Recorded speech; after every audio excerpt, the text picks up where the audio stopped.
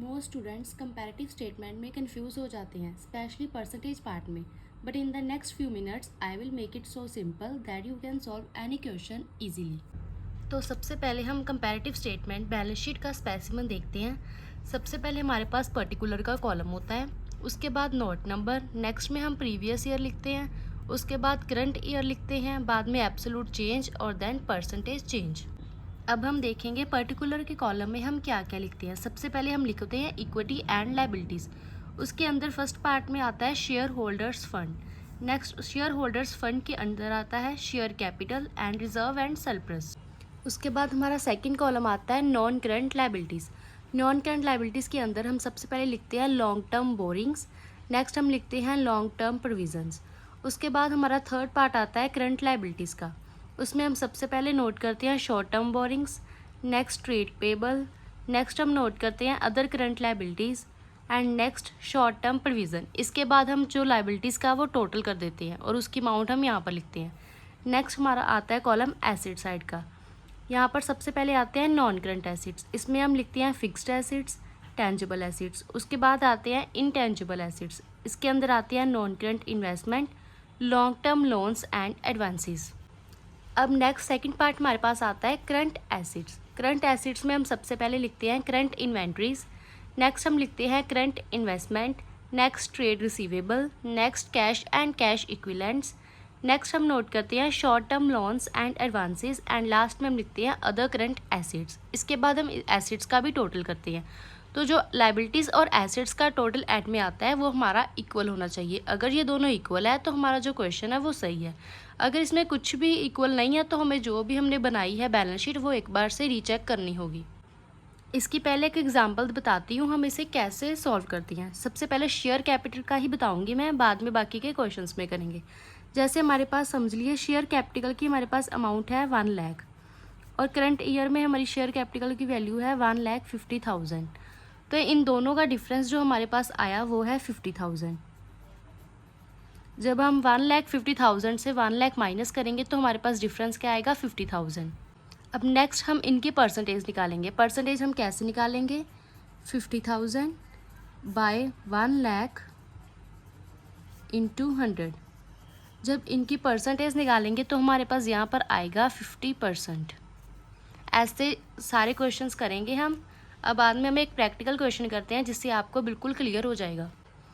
अब ये हमारे पास फर्स्ट क्वेश्चन है, तो अब इसे हम अच्छी तरह से देखकर आगे सॉल्व करेंगे.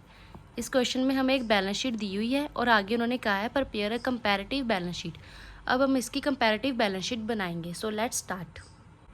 अब हम क्वेश्चन स्टार्ट करेंगे. सबसे पहले हमारे पास क्या होता है, equity and liabilities.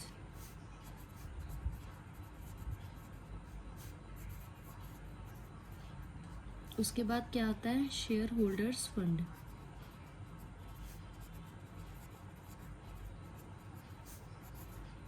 Share holder funds के अंदर हमारे पास होता है शेयर कैपिटल. शेयर कैपिटल की अमाउंट हमारे पास कितनी है, प्रीवियस ईयर में हमारे पास है 1 लाख, तो हम यहाँ पर 1 लाख लिखेंगे. और करंट ईयर में हमारे पास है 1,50,000, तो यहाँ पर 1,50,000 आएगा.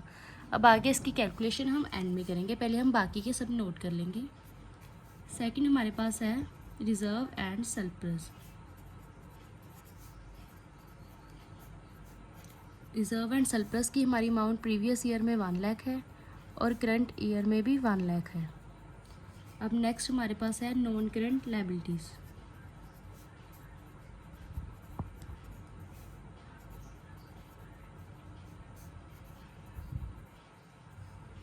इसके अंदर हमारे पास है long term borrowings.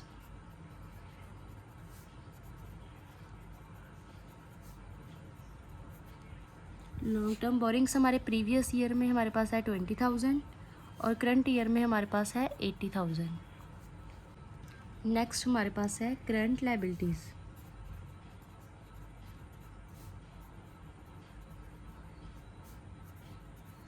Current liabilities हमारे पास प्रीवियस ईयर में 30,000 है और करंट ईयर में 50,000. अब इनका यहाँ पर हम क्या करेंगे टोटल.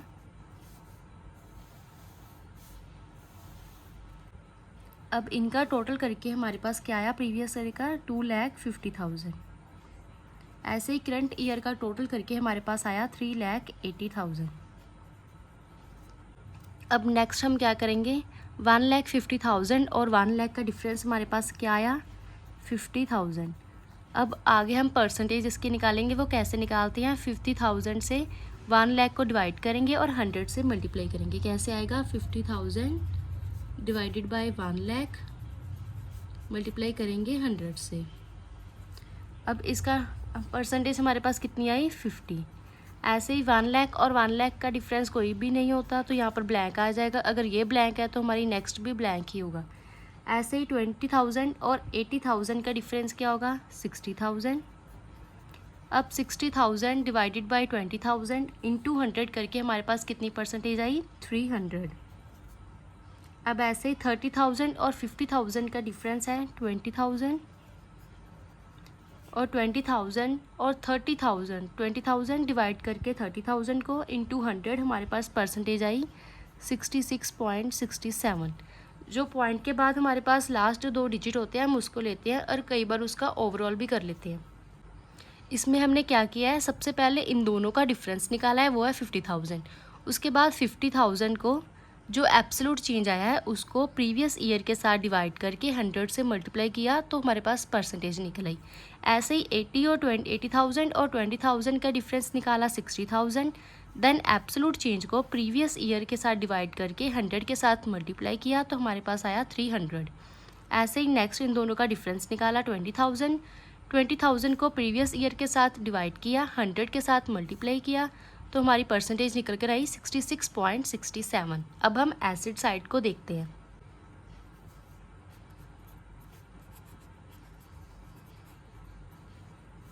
एसिड्स में सबसे पहले आता है नॉन करंट एसिड्स।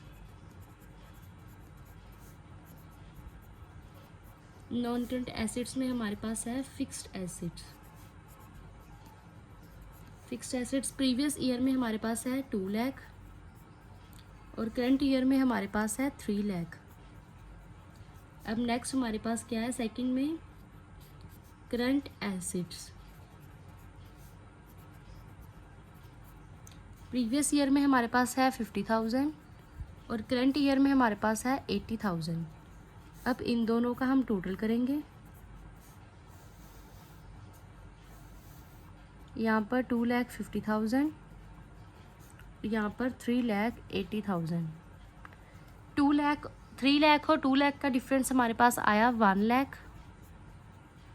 अब एब्सोल्यूट चेंज हमारे पास आया 1 लाख, तो 1 लाख को हम प्रीवियस ईयर के साथ डिवाइड करेंगे और 100 के साथ मल्टीप्लाई करेंगे तो हमारे पास यहाँ पर परसेंटेज आई है 50। ऐसे ही 80,000 और 50,000 का डिफरेंस हमारे पास आया 30,000 और 30,000 जो है हमारा एब्सोल्यूट चेंज है, तो एब्सोल्यूट चेंज को फिर से प्रीवियस ईयर के साथ डिवाइड करेंगे और 100 से मल्टीप्लाई करेंगे तो हमारे पास आया 60।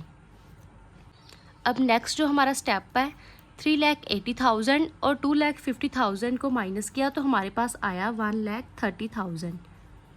अब फिर से ऐसे ही एब्सोल्यूट चेंज का और प्रीवियस ईयर का एब्सोल्यूट चेंज और प्रीवियस ईयर को डिवाइड करके इंटू 100 करके यहाँ पर हमारी परसेंटेज कितनी आई 52।